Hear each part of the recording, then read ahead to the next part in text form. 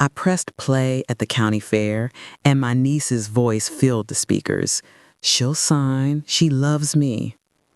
The red spoon rep froze. The crowd went silent. And in my apron pocket, a judge's order said my recipes and my name were protected. You've seen small town scandals, but this one started with a forged loop of my signature and a plan to sell the soul of a bakery I built with flour, butter, and a church's old oven. They called me a mascot. They called it modernization. I called Gloria at the library, Carol with a notary stamp, and we walked into court with flour on our sleeves and law on our side. Today, you'll hear how a quiet woman with a rolling pin stopped brand deal, saved a name, and made a whole town listen. You'll hear the recording that turned sponsors around, the order that locked my recipes shut, and the moment a niece chose truth over clout. If anyone ever told you erasing you is growth, this story will hand you the word you need, no. And it will show you what to do next. Ready? Because before this pie cools, you'll know exactly how I did it and how you can too. The first snow of the year falls soft in Cedar Glen. The kind of snow that makes Main Street look like it's been dusted with powdered sugar. I'm at the shop before dawn the way I've been for 3 years running, keys between my knuckles, apron under my coat, the bell over the door chiming a hello like an old friend. You could blindfold me and I'd still walk to the ovens without bumping a single chair. I move on muscle memory. Flip the breaker, warm the lamps, open the flour bin. The air is cold enough to make my eyes water. I breathe in and it hits. The faint sweet smell of yesterday's apple and cinnamon still living in the walls. I was Nora Jean Whitaker before folks decided I was Nora from Bluebird. My name has been stitched on uniforms and penciled on mortgage papers and scrawled on school permission slips as the emergency contact for half a dozen nieces and nephews whose mamas were working doubles. It used to be stamped on a white plastic rectangle with the Auto Parts Company logo. When the factory shut down and we received a meeting invite that smelled like trouble, I stood in line with men whose hands I knew better than faces, and listened while a man in a tie tried to make grief sound like an opportunity.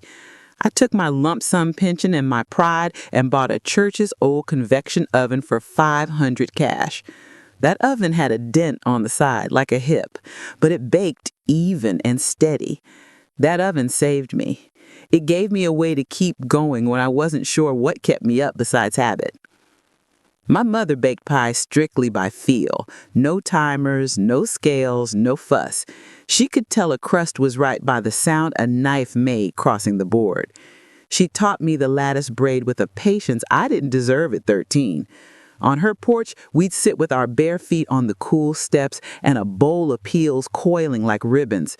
The radio low, the smell of summer, sticky peaches turning the whole road into a memory.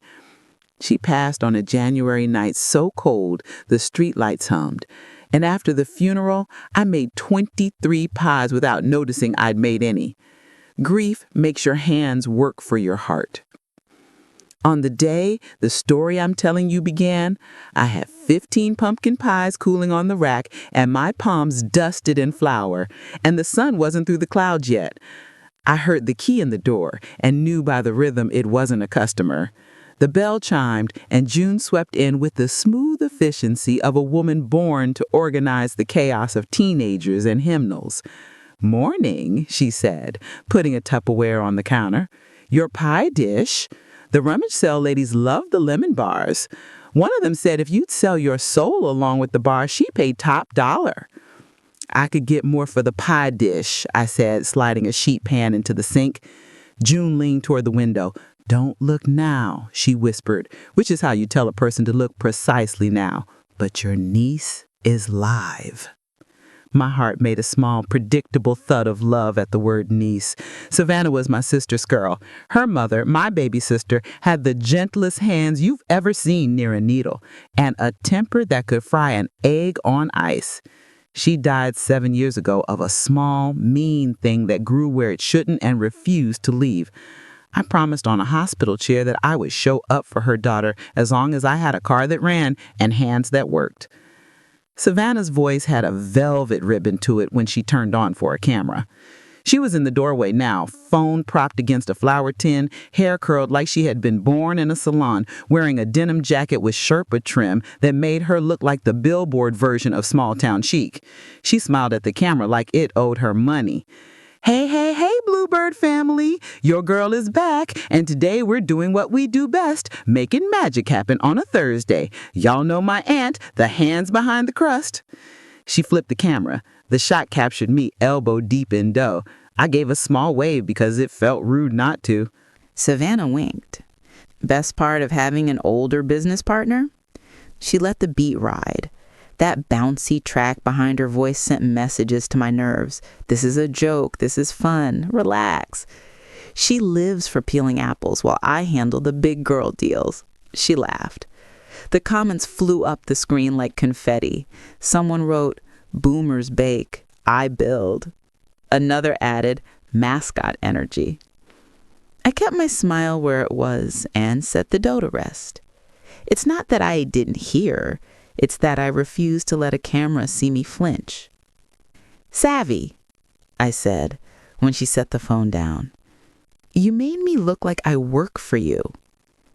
"Aunt Nora," she said, soft and bright. That particular sweet she laid on like buttercream. "It's just content, instigagement. We're a brand. Don't be sensitive." She kissed the air. "You worry about butter. I'll worry about business." Her lip gloss left a perfect mark on the coffee lid June handed her. June looked toward the door. She said, "I'm going to refill the sugar," and vanished, which is the way a friend gives you a hallway when you need it. The thing about small towns is that nothing disappears. It simply hangs long enough to find a new shape. A woman who'd banged on your mailbox in 11th grade will bring you a lasagna when your dog dies. The boy who used to park his loud truck behind the high school to pretend he wasn't crying when his father went away will show up with a plunger when your sink backs up and say, "It happens to old pipes," as comfortable as family. When Savannah laughed into her phone and called me the older business partner, it didn't go anywhere. It settled. It settled into the space where we pack the coffee filters. It settled into the crack in the tile by the sink where a pan slipped. It settled in my throat. The email hit my phone that afternoon like a tap on the shoulder. I was wiping a smear of pumpkin off the glass when my screen blinked. Subject line, brand meeting confirmation, Red Spoon Foods. I clicked before my brain had time to argue with my hands. A PDF opened with a logo I didn't know and words I knew too well. Exclusivity, recipe access, non-disparagement, fee schedule. The number at the bottom could pay off my mortgage and buy a new oven and maybe finally fix the way the door sticks in July. There was my shop name too, Bluebird Pies, typed in a font I recognized only because it's on our window. Beside it was a line for a signature. I put down my phone like it was heavy. I looked at my hands. The skin at the base of my thumb is a little thin now. It shines. I wash my hands slowly. I can tell you exactly the number of times in my life I've signed away something that should have been mine. The number is 1. It was when I married a man who loved me in his way and left when loving me stopped being convenient. He took the car and left the coffee maker. It wasn't a high-end trade. I got a job at the plant and stopped asking the kind of questions that put tears in your voice at the grocery store. I learned, and I did not forget. That night, I scrubbed sheet pans by hand because the dishwasher was on the fritz again and because scrubbing calms me. Savannah was in the office with the door ajar, the light a warm rectangle on the floor. I could hear the sugar grind under my sponge. I wasn't eavesdropping. It's the kind of store where everything is one room with a short wall pretending to be privacy. A man's voice floated out from Savannah's laptop. It was smooth and expensive. As soon as she signs the modernization packet, your brand is ready to go. We'll need your full recipes documented, of course. Savannah's laugh was a little soft, like the clink of a spoon in a teacup. She'll sign. I'll tell her it's insurance. She loves me. I don't know if you've ever stood still enough to feel your heart change its mind. I didn't kick the door. I didn't smash a pie plate.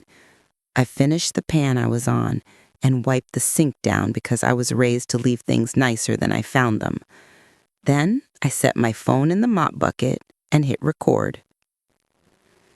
There are moments a person becomes someone they respect. No fanfare, no swelling orchestra, just the sound of your own breath and a decision that feels like a small, clean door opening inside your chest. Savannah left with her bag slung over her shoulder and a promise to send me a calendar invite for something on Thursday. After the bell's last echo, I walked into the office with the key she forgot I had. Her smell was in there, coconut hair stuff and the bright scent of gum. On the desk lay a glossy folder stamped Bluebird 2.0, a sticky note on top, neat handwriting, makeup miniature perfect, don't show Nora yet. Inside were mock-ups, Savannah Lee's Bluebird, my name, a modern font that made it look like somebody else's grandmother had done the work. There was a printout of a trademark application listing her as owner. There was a photocopy of my signature on Partnership Amendment A, and my stomach made a kind of cold knot because I knew my own loops like I know the lines on my palm. I put everything back exactly where it had been, switched off the lamp and stood with my fingers on the switch a second longer than I had to. I thought of my sister, the way she smiled around disappointment and called it life. I thought of Savannah at 6, standing on a chair and pinching dough with her thumbs, her little tongue out in concentration, asking me if pies could sing. I thought of how love can turn, quiet as a cat, and sleep in the wrong room. I drove to the bank and rented the smallest safe deposit box they had.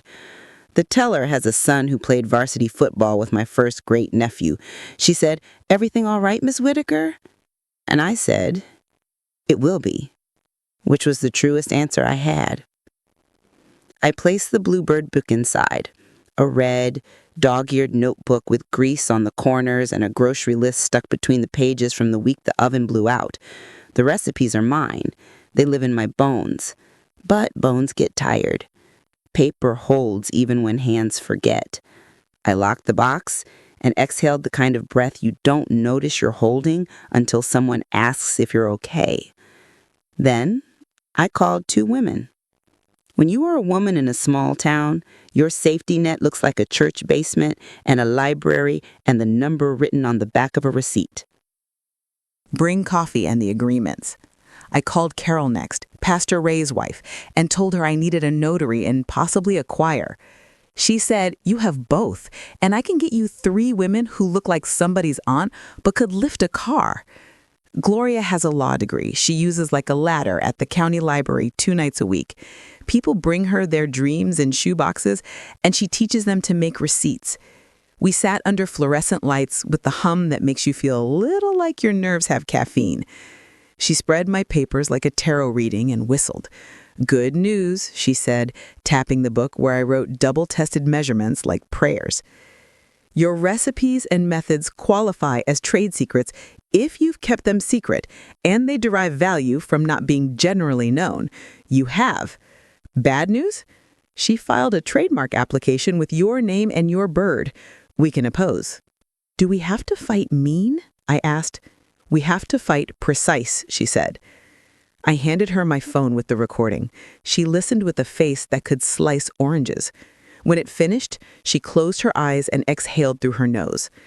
"This will get a judge's attention." "What do we do?" She said, "We file for a temporary restraining order to stop any disclosure or deal. We notify your vendors that any new instructions require your signature. We change passwords. We talk to the bank." She smiled then, surprising and kind. "Nora, I know your heart wants to be gentle. Be gentle tomorrow. Tonight, be clear."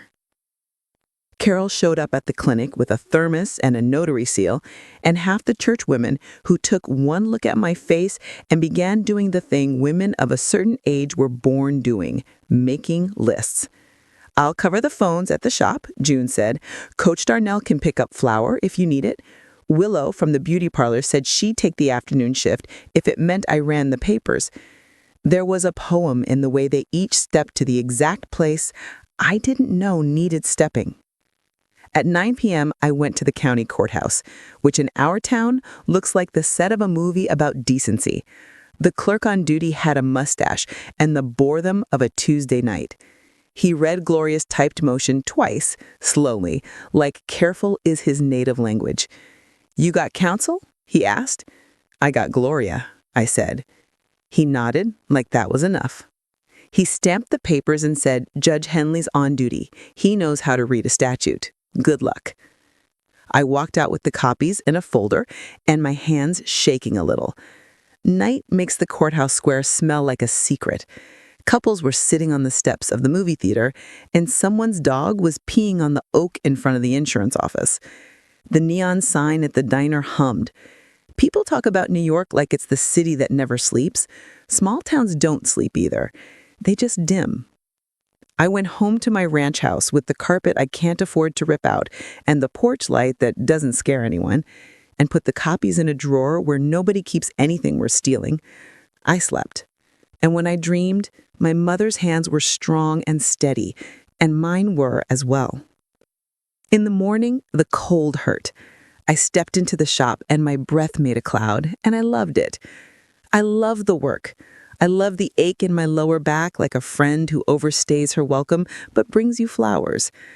I changed the password on the point of sale and the email and the Instagram. I texted our suppliers, "From this day, only accept written orders from me." I wrote it like the woman I would hire if I were hiring to protect me. At 9, Savannah sashayed in. If you haven't seen a person think they're too pretty for the truth, you don't know how stubborn the truth can be. She set her bag down, propped her phone, and said, "Big news, brand meeting Tuesday. Don't worry, Aunt Nora, I'll talk. You bake." We need to talk savvy. She glanced at the clock. "Can it wait? I have a live at 10. No. I slid a manila envelope under the counter. I know about Red Spoon. I know about the trademark filing. I know about the modernization packet. And I know my signature on this amendment is not mine. For a heartbeat, she said nothing. I saw my sister's face pass over hers like a shadow the sun can't hold. Then she laughed. "Oh my God, Aunt Nora, you're being dramatic. It's a template. It's to streamline. You don't have to get it. Legal stuff is noise. I was going to tell you when it was real. It's real now." I set my phone on the counter, pressed play, and let her hear herself talking about how love would get my recipes. She heard the recording and put her hand on her chest like she'd been struck. She looked for a second like a scared kid caught with a pocket full of candy she didn't pay for. Then she hardened. "You want the shop to be more than a hobby? Let me drive. You cook, I close. That's how we win. I won't let you sell my soul with my crust." "You are impossible," she said, eyes flaring. "People like you make people like me do all the heavy lifting." It was an ugly sentence. It was also a gift. It told me what matters most. She didn't know she was lifting me at all. Gloria came in the back door like flour belongs to her. "And you're served," she said, pleasant as sunshine, and handed Savannah a stamped copy of the motion. "The court will hear it Monday. Until then, per the order, no deals, no disclosures, no rebrand attempts." Savannah looked at the paper the way a person looks at a menu in a country where they don't speak the language, like if you try hard enough, it will make sense. You think a judge is going to pick her notebook over a national partner? Gloria smiled without her eyes. I think a judge is going to pick the law. Savannah left without taking her coffee. She posted that night from the patio of the depot, laughing with creators and captioning it, "Sometimes you outgrow people who bake small." The comments were a chorus for her. I cleaned the shop soft and slow and left the lights low because sometimes low light lets you see better. In court, Monday morning, the walls were paneled a medium brown, plenty by now, and the flags seemed tired and proud at once. Judge Henley read our papers the way a man reads what will matter. Savannah had a lawyer she found on the internet the night before who pronounced trade secrets like a suggestion. The judge listened, hands folded. "Until the merits are addressed," he said finally, "I am granting a temporary restraining order. Miss Whitaker's recipes and methods are protected pending hearing. There will be no brand changes, no disclosures, no deals. I am also referring you both to mediation to attempt to resolve this like neighbors." He looked over his glasses at us, "Which you are." In the hallway, Savannah hissed, "You embarrassed me." I erased me, and I didn't raise my voice. I didn't have to. That's worse. I worked that afternoon like I had a point to prove, to nobody but me. June stayed late. We muddled through the long list with the constancy that gets you past harm. That week, the county fair set up the way it always does. Rides strapped together with faith and bolts, lemonade in waxy cups, a quilt display that made me want to cry and call my grandmother and tell her good job. I signed us up to do a demonstration Saturday at 2, because sometimes the best defense is a pie made in public with the truth as your sous chef. By noon that day, the sun had that Midwestern glare, honest and aggressive. Kids ran with ribbons, mom swapped sunscreen, the Bluebird booth had a line that bent. We sold cherry slices faster than June could slide her card reader. I wore my apron and my hairpin back, and the kind of smile that says, "I am here, and I am not afraid to be seen." Red Spoon's rep wandered the grounds in a polo and a smile that had been practiced in a mirror. Savannah kept pace with him like she was guiding a tour of a home she meant to buy. At 2, the MC announced us. The band cut off in a flourish and the speaker popped, and I stepped up with 2 pie tins and a microphone. "Friends, I was supposed to show you how to make a lattice. I will, but first, I want to talk about names." I held up a tin in each hand. This one has a solid top. Pretty, safe, what my mother made when the heat made the kitchen heartless. This one is latticed, interlaced, open, pretty in a way that requires patience. Names are like that. Some are safe and given, some are woven. I built a name here, Bluebird, from the hands of the women who raised me. This shop carries it. It doesn't belong to the internet. It doesn't belong to a logo. It belongs to the work. I set the tins down and nodded to June, who did what she said she'd do, and pressed play on a small speaker set beside the cash box. The recording of Savannah talking about getting my signature by love spilled out into the fair's heat. You could hear the Ferris wheel creak and the crowd shift, and the sound my heart made, which was the sound of something landing. Savannah pushed forward, eyes bright like a person fighting tears or rage or both. She reached for the speaker. Coach Darnell stepped in her way with the gentle immovability that man takes to practice when a kid thinks quitting is easier than breathing hard. Gloria had her arms crossed, chin high. The Red Spoon man saw what money sees when it isn't sure which way it's going to go and backed away the way a person does who doesn't want to be in the paper. "I don't want a scene," I said into the mic, "and I don't want revenge. I want my name back where it belongs. I want my niece to call this what it is." Savannah's chin trembled. "It's business," she said, voice pitched for a camera she hadn't turned on. "It's betrayal." And I somehow was calm enough to straighten a spoon. And I think you are capable of better if you choose it.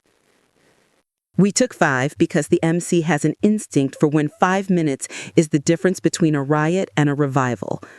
Behind the booth, on the grass where the dunk tank usually sits, Savannah and I faced each other. The air smelled like onions and hot rubber.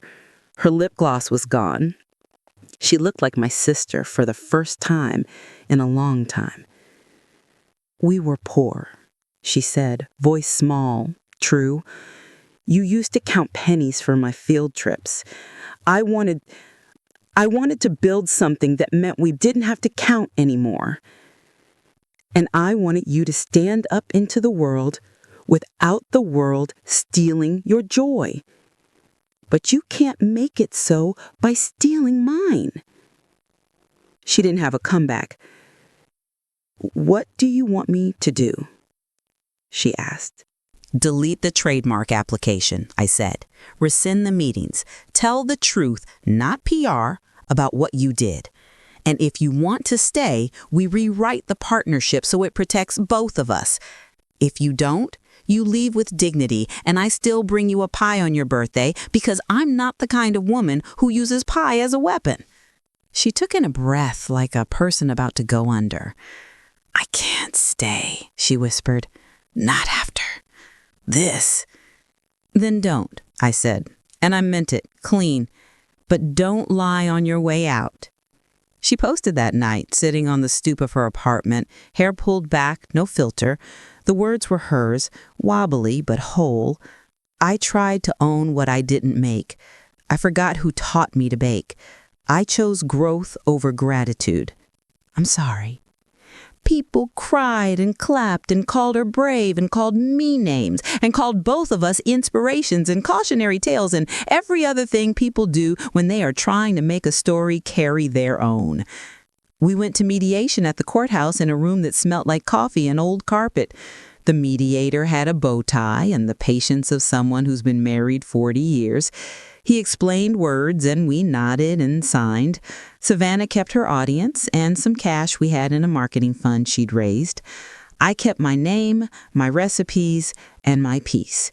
We hugged in the parking lot. It wasn't cinematic. It was human.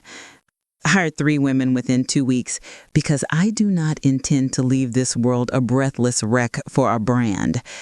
Patty used to run the cafeteria at the elementary school until budget cuts told her the kids should like pizza from a box better.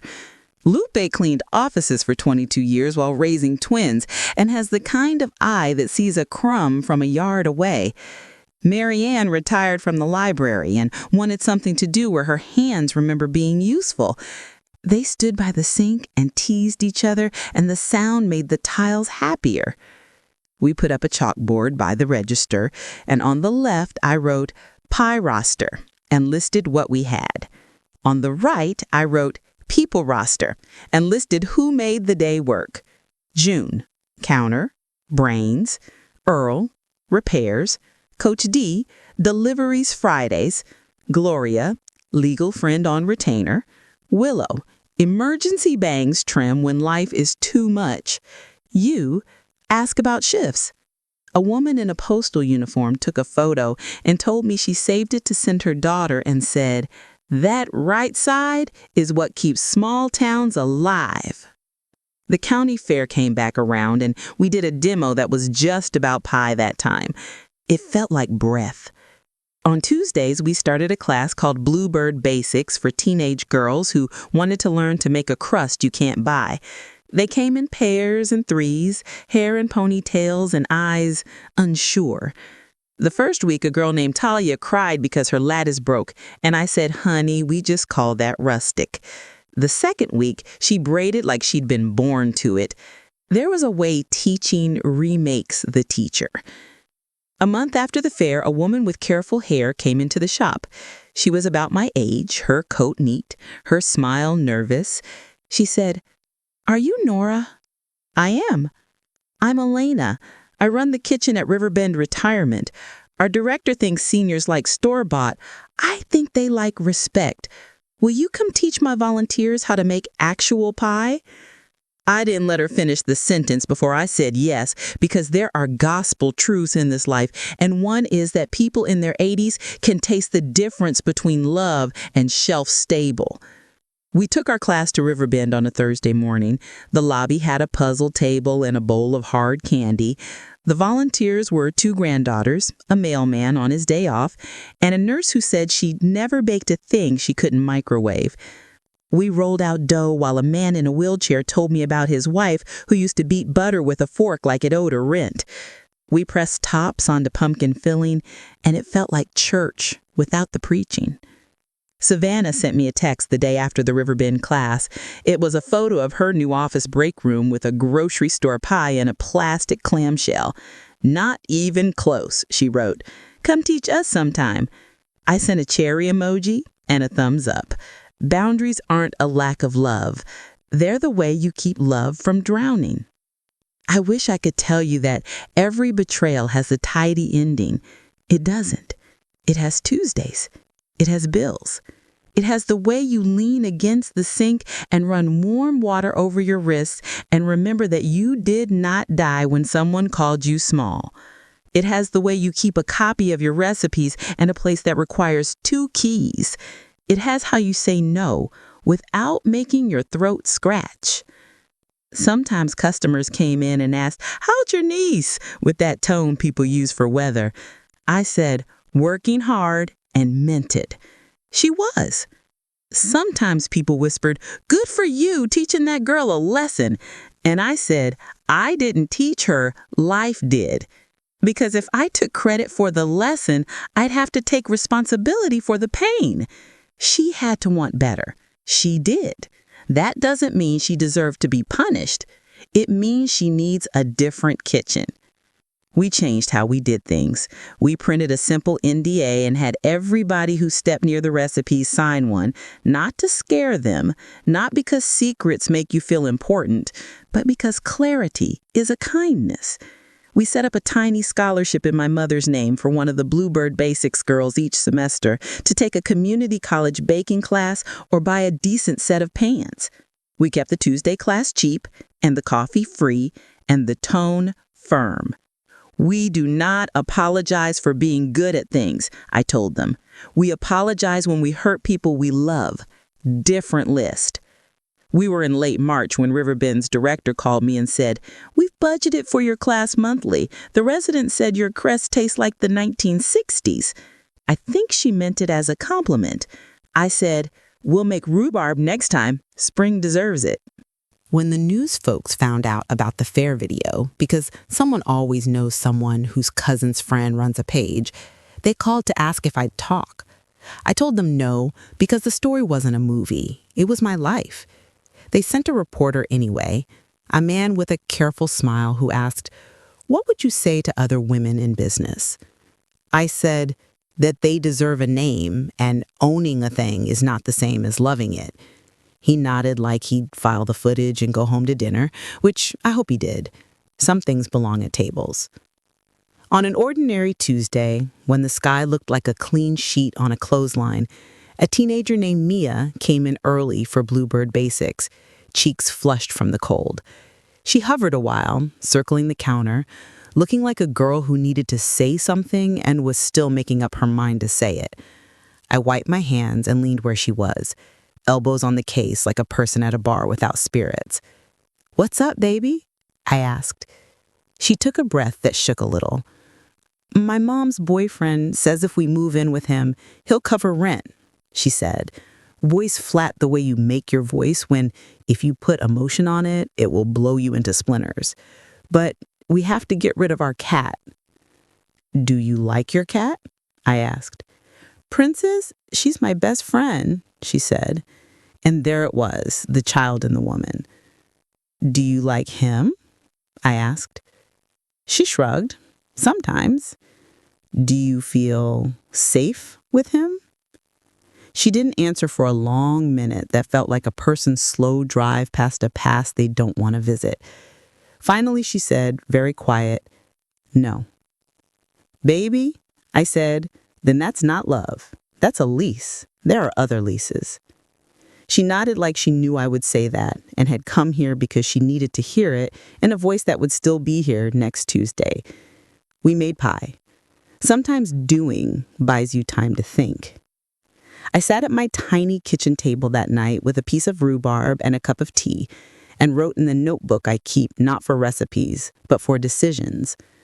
On the top of the page, I wrote a sentence that tasted like steel when I said it under my breath. Do not let anyone sell you the story that erasing you is growth. Then under it, because I am my mother's daughter, I wrote what groceries we needed. In April, we tried something new. A Thursday morning over 50 coffee hour called Hands and Stories, where we told the truth while we waited for pies to cool. On the first one, 3 women came. By the third, 9. By the 5th, we had to borrow chairs from the barber. They told stories that made me laugh into my sleeve and press my fingers to my lips to keep from cussing at the men in their pasts. A woman named Bernadette said, "My ex took my grandmother's sewing machine in the divorce." Another said, "I let a 28-year-old coworker call me sweetie in meetings because I didn't want to be the angry one." I said, "Take angry. It's cheaper than losing your name."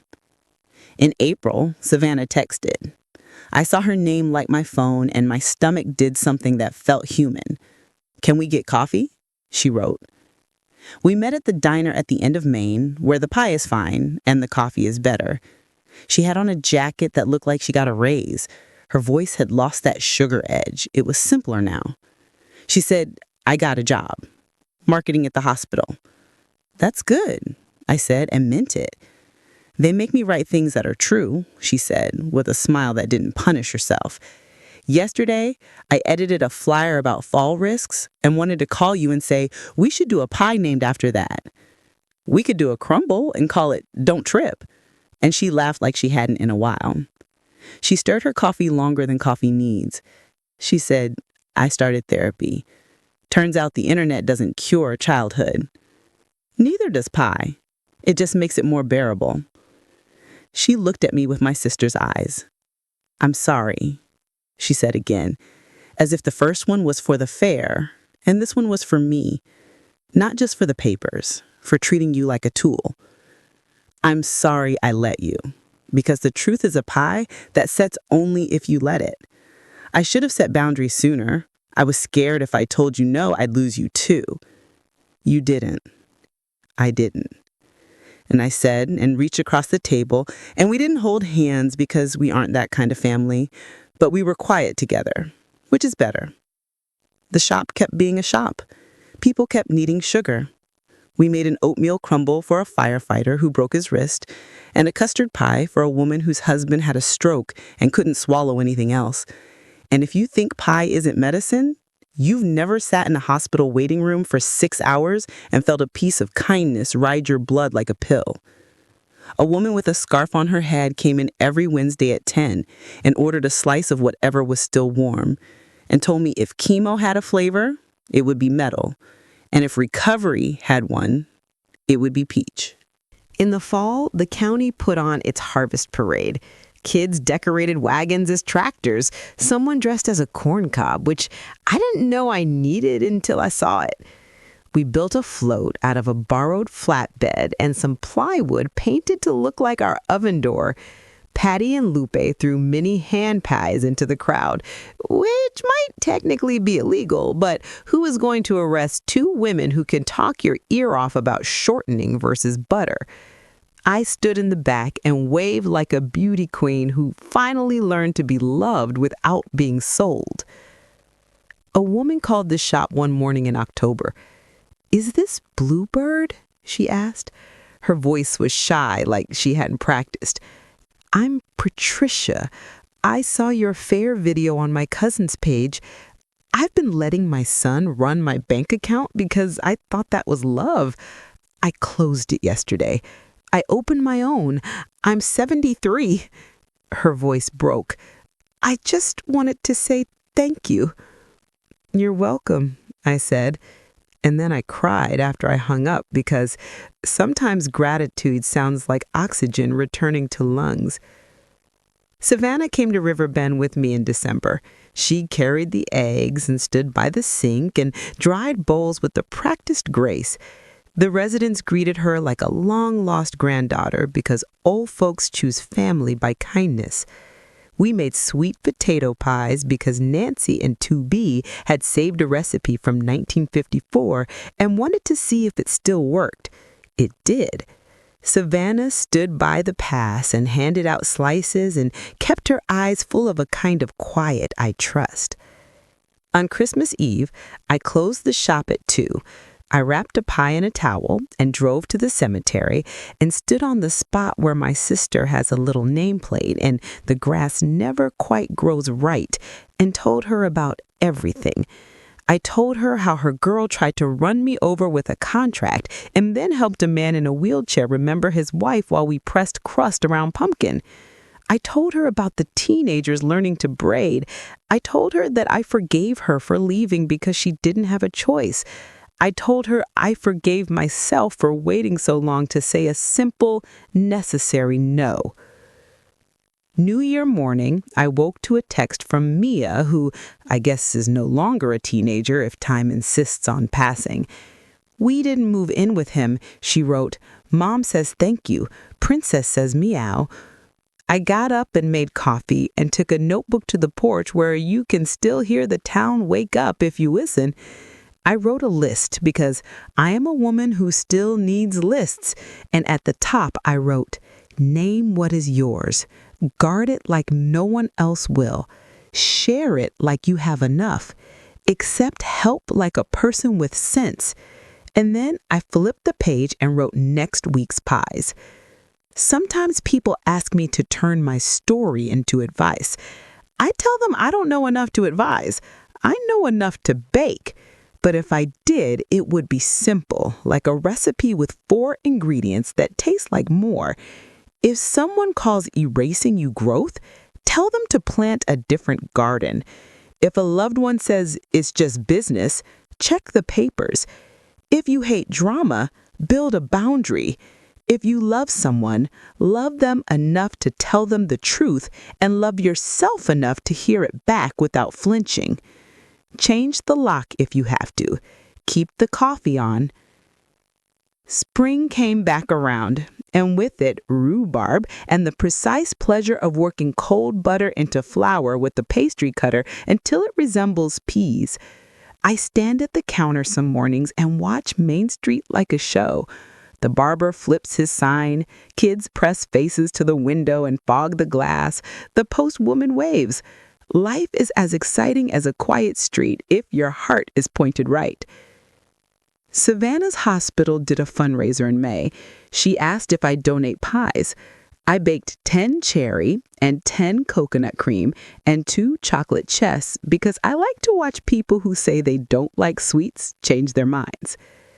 The hospital sent a thank you letter with a picture of a boy with knees like a colt and a scar like a comma and a grin that made you believe in things. We pinned it to the corkboard where we keep notes next to the one written in crayon by a 6-year-old that says, "Best pie ever," and has a bird drawn like a potato with wings. One Tuesday in June, after the morning rush, a man in a suit walked in. Not the Red Spoon man, a different one, with the polite smell of money and a card in his hand. He said words like franchise and opportunity and footprint, and I handed him a slice and a fork and said, "Eat this and tell me if you still want 10 of me." And he ate and said, "I'd prefer 1 of you." And I said, "Then you can come back when you want pie." And he laughed and left, and I put the card in the drawer we called the Land of the Lost. I'm not against growth. I'm against forgetting who we are on the way. When the anniversary of the fair came, June brought me flowers from her yard, peonies and something wild she called lamb's ear because it feels exactly like that. She set them in a jar by the register and said, "You know what I love? You never raised your voice. You raised the standard." I kissed her cheek and told her to stop making me cry at work. We added a little plaque under the bluebird sign. It's brass and it says, "Founded by hands, kept by boundaries." That's the story. That's the script. That's the way you take what could have broken you and bake it until it feeds a person. People ask if I'll ever open another store. Maybe, maybe not. I know I'll keep teaching on Tuesdays and going to Riverbend on the third Thursday and writing grocery lists in a notebook that knows my secrets. One day, a young man came in with his cap in his hands. He looked like a boy trying to sell a magazine subscription for a school fundraiser. "Are you Nora?" he asked, like people do when they know the answer and just want you to confirm that you exist. "I am." "I'm starting a barbecue place," he said. "My uncle said I should ask you, how do I keep from getting taken?" I thought of my mother and my sister and Savannah on the fairground grass. I thought of my hands over the sink scrubbing a pan that will be dirty again in an hour. I thought of the book in the bank and the way keys feel when you use them for what they're meant for. I handed him a slice on a plate and a napkin and said, "Write it down, sign it, lock it up, and give people second chances, but not second chances with your name." He ate the pie and nodded like we were in church. He said, "Thank you, ma'am," and left, and I wiped the counter where his elbow had rested. The spot was warm. The day was bright. The ovens beeped. A bus from the elementary school pulled in, and a gaggle of kids with sticky cheeks pressed faces to the glass, and we cut slices for them like we were feeding a small army. There are days I think about the life where I signed the packet. That life exists in a box in my head I keep near the place where I store the memory of my first kiss and the sound of my grandmother's laugh. In that life, my face might be on a billboard and my hands would be soft.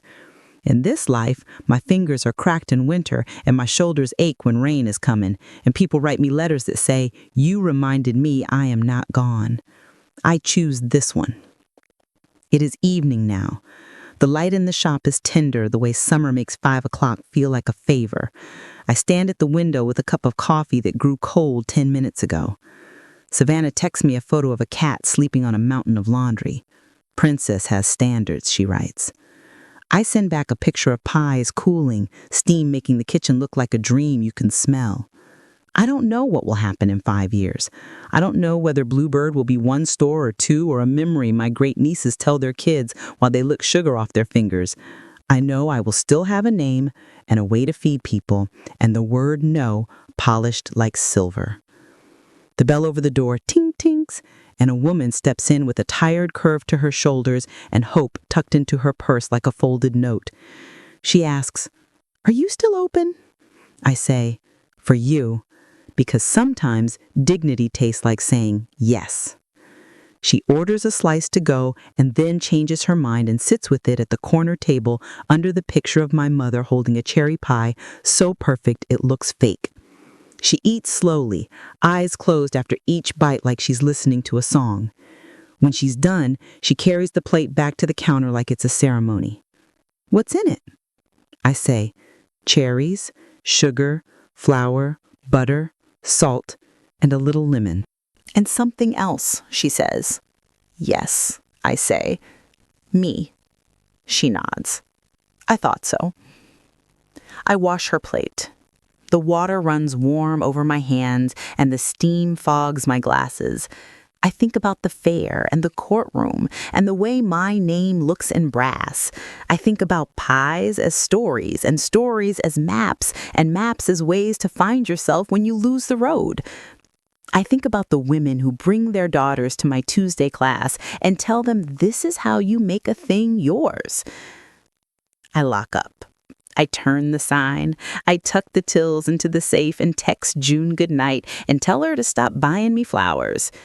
I walk to the back and turn off the ovens. They tick as they cool, faithful as dogs. I hang my apron on the hook. I run a finger over the brass plaque by the door. The word "founded" reflects the light. The word "boundaries" sits quiet and solid like the center of a good pie. I turn out the lights and step into the evening. The street lights hum. Somewhere a kid rides a bike too fast and someone yells to be careful and someone laughs and the smell of fried onions from the diner makes me hungrier than I should be at this hour. My name is Nora Jean Whitaker. I built a life out of crust and care and a voice that learned to say enough. A young woman I loved tried to turn me into a mascot, and I told her, softly and clearly, that I am the main dish. A judge with a tire flag behind him agreed. A county fair held my truth and didn't drop it. A town that has watched me from my first Tupperware table at the farmer's market to this warm, lighted room kept me upright. I go home. I take off my shoes. I sit with a bowl of cereal because you cannot eat pie every day, even if you technically can. I turn on the radio low and leave the window cracked and let July roll in.